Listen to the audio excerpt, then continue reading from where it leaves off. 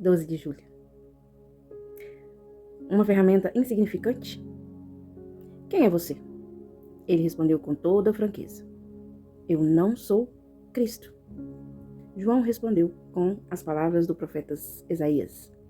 Eu sou uma voz que clama no deserto. Preparem o caminho para a vinda do Senhor.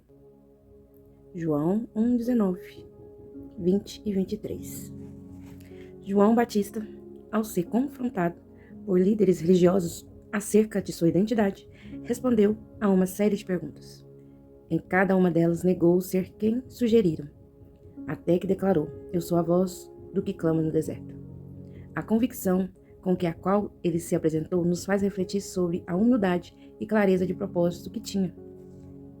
Isso me lembra uma história muito conhecida entre os pregadores, em que um pastor sonhou estar em uma oficina automotiva diante de um quadro de chaves. Ao observá-las, comparou a si mesmo com a menor, sentindo-se insignificante. Meus vizinhos. As maiores, ele as relacionou a figuras renomadas, como Billy Graham, Jonathan Edwards e Lutero. Porém, percebeu que o mecânico, ao testar as grandes chaves para consertar um motor, não obteve sucesso, a não ser com a menor.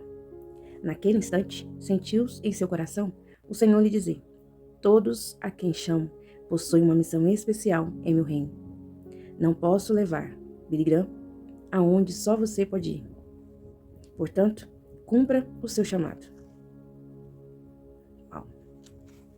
Aonde Billy Graham não vai, nós iremos. É isso que quis dizer aqui. Como João Batista, precisamos ter consciência de qual é a nossa missão. Em vez de nós envelhecermos ou menosprezarmos com falsas identidades ou aspirações, devemos entender e abraçar nosso verdadeiro propósito, mesmo que sejamos simples vozes que preparam o caminho para algo maior. Conheça a si mesma e o chamado que recebeu de Deus. Ele conta com você com aquela ferramenta que parecia tão pequena, mas que guardava dentro de si uma grande função. Permita que ele releve seu verdadeiro valor e seja fiel.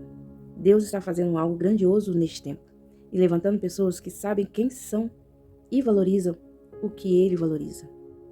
Você é uma ferramenta útil, oportuna para esta obra. Entender a grandeza desse texto de hoje? O que o Espírito Santo diz àquele homem? Aí ele se comparou a grandes homens, né? Tão pequeno, diante de tantas pessoas grandes. Mas aí o Espírito Santo foi lá e falou para ele: aonde Billy Graham não pode ir, você pode. Porque cada um tem um papel aqui. Cada um tem o seu chamado, né?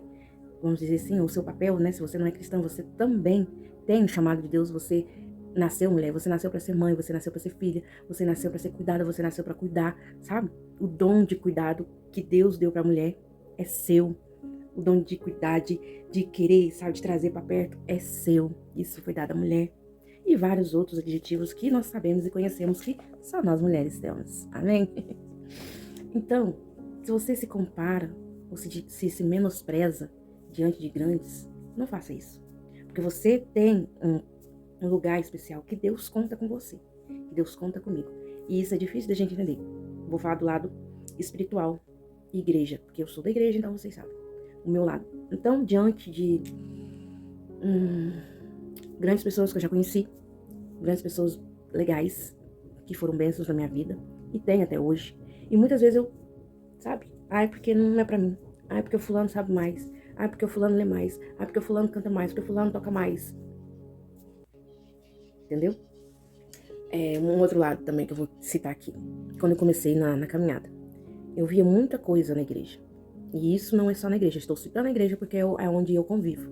Eu não trabalho fora, então eu convivo mais com igreja e casa, igreja. Mas se você convive aí afora, trabalho, isso vale também.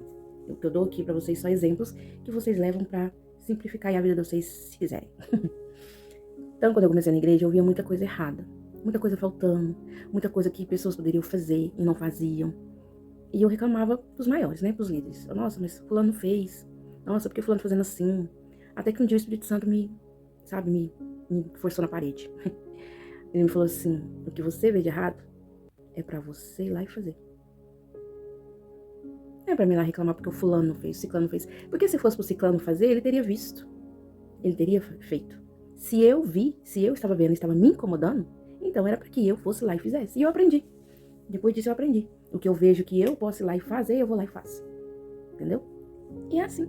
Cada um tem o seu papel aqui na Terra. Você não é uma folha solta qualquer aí no vento jogada para lá e para cá, não. Se você ainda não se encaixou, se você ainda não se achou, ore. Ore para que Deus te mostre, te ilumine aonde Ele quer te colocar e o que Ele espera de você. Porque ao léu que você não vai ficar.